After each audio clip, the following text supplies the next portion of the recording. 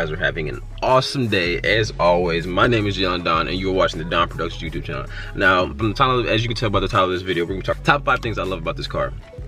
Before we get started, it is a nice sunny day outside. Very beautiful day. It's also hot as fucking ball sacks outside as well. First off on the list is the exterior. The 7th generation Corvettes, I think they're just like super good looking. Like especially like just the regular Stingrays, like what I have, they already look nice enough, but coming down the road, they have just like this exotic presence to them that just is like, damn, it makes you want to turn your head. And this car does get a lot of it breaks a lot of necks, it does, honestly. And with the look of the 06, I couldn't even imagine coming down the street in the 06, because that with the wide body sense of those things, and that thing just coming on the road, man, it has that just that presence, just like damn, like shit, it makes you want to, like, you know what I'm saying, like it has that fucking look. I mean, the curves on this thing, the lines, just the presence it has, just even when it's just standing still, looks like it's going fast. When it comes down the road, it's just fucking out of this world. That's just to me. I'm not just saying that because this is my car. I'm being dead ass. This cars are very fucking beautiful. The 7th generation Corvettes, they did a fucking fabulous job on these things. Second would be the sounds. Now, even though I'll have a stock exhaust, eventually in the future I will be upgrading to hopefully a Corsa valve back exhaust, and then probably an X-pipe and headers way off into the future. That is something I plan to do in my car. But stock exhaust, I mean, it's not terrible.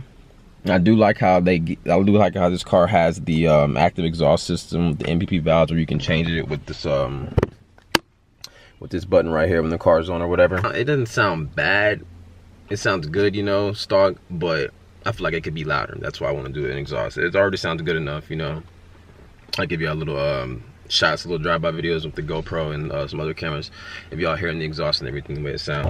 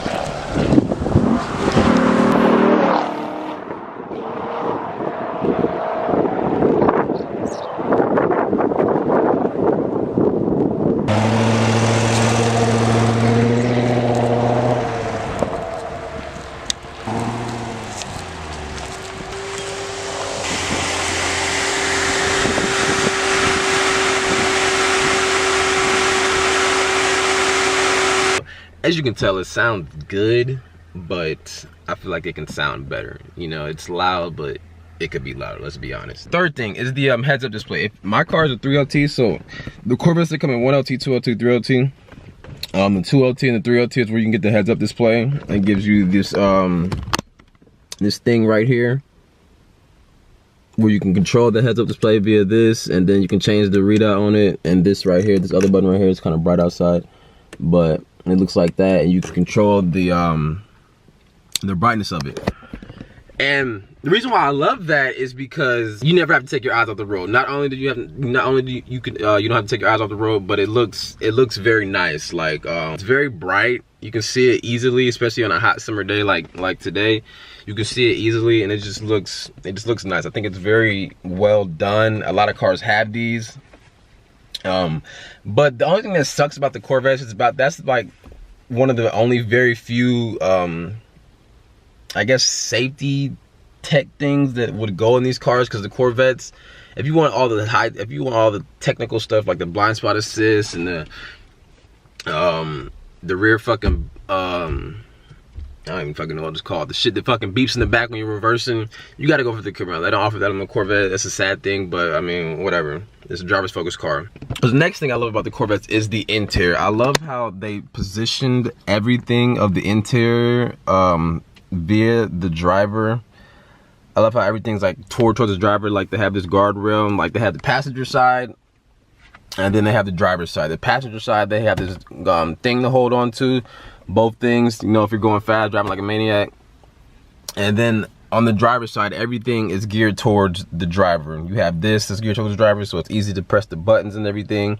Also like how if you go with the higher trim modes, you get heated and cooled seats. The only thing I don't like about this interior, and they changed it with the 16s and up, is this steering wheel. The steering wheel is, I feel, is just fucking ugly.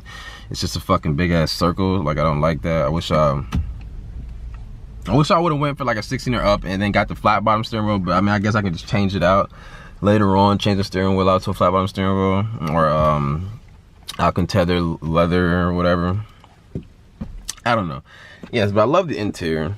Love how they give you that little Corvette Stingray plaque right there. If you go for the Z06, it'll say 650 horsepower / torque. Grand Sport, it'll show the little Grand Sport. I think the old, the first generation Grand Sport. And the ZR1, I think it says ZR1, but don't quote me. I forgot what it says right there. And then if you order your car from GM, then you get your own personalized plaque. Alright guys, so the last thing I want to talk about in this video is just the overall driving dynamics / the comfortability of the new generation Corvettes.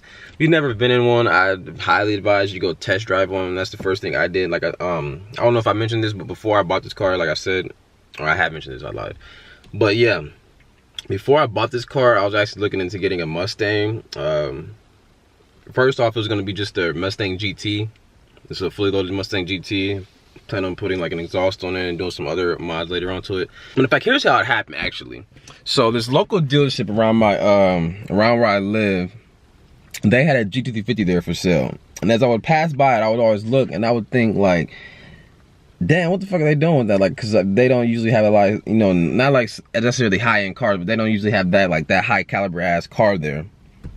And so one day my friend was with me in the passenger seat, and I was just like, damn, look at that thing.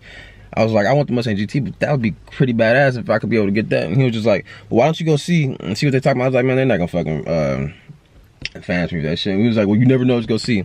So we went over there, and we pulled up, we started looking at the car. A guy came out, asked us a question about the car. And my friend was just like, hey, you know, my friend's interested in this car here. He wants to see what you can do. He has like a 700 plus credit score. He wants to see, you know, what the numbers are looking like or whatever. So the guy ran, I was looking at him like, damn, dude, really? But the guy ran, he got the keys or whatever. Before he went to go get somebody else to do the whole financing thing or whatever. And so the guy got the keys because we wanted to hear it or whatever. He started up, well actually I started up. He gave me the keys. I started that motherfucker up. And let me tell you, that bitch sounded fucking crazy, man. I flipped that switch for the active exhaust, man. Oh my God. I knew right then there, that's what I wanted. I wanted the fucking GT350 after that. I wanted it for so long. Matter of fact, the only reason why I got this Corvette, besides the fact it being my dream car, because I was later on, I didn't plan on getting it this soon or this fast. I planned on getting it like later on, a couple years from now. I didn't plan to get it this early. But so what happened was, it was another dealership, this Dodge, Jeep, and Chrysler dealership, whatever they're called. They had this red 2014 Z51 fully loaded 3LT there for sale. I test drove that one. And when I test drove, that's what made me fall in love with the Corvette again. I was like, damn, this is exactly why I knew I wanted the Corvette. And I was actually gonna get that one. It was a red one. It didn't have these carbon fiber bits on it. It didn't have the black accents like this one had, like the black mirrors and the black spoiler or whatever. It just had the black wheels. And I was actually gonna get that one. I test drove it and everything.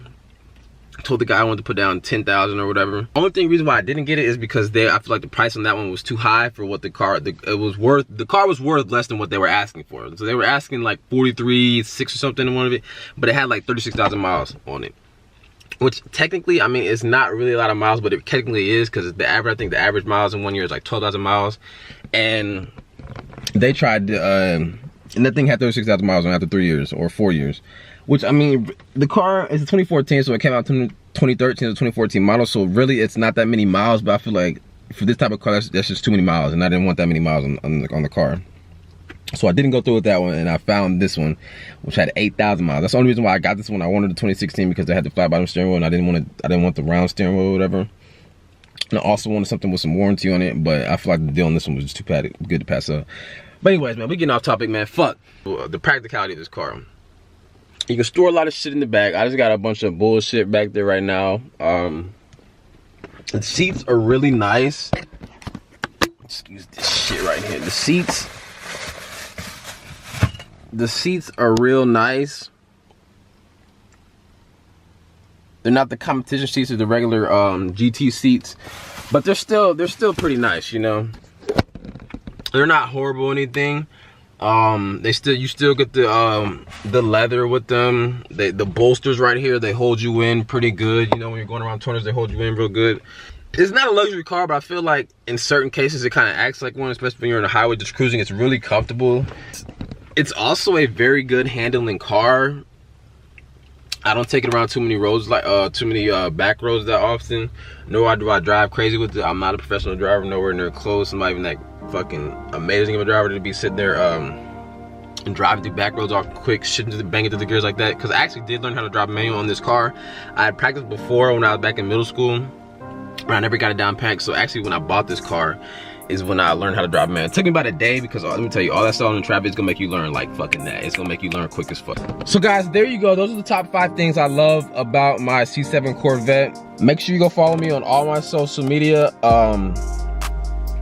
At Don__productions on Instagram and Snapchat at For Real. Let me know what you guys want to see next. And just like that, we are done with this video. So hope you guys have a blessed day. Take care. See you in the next one.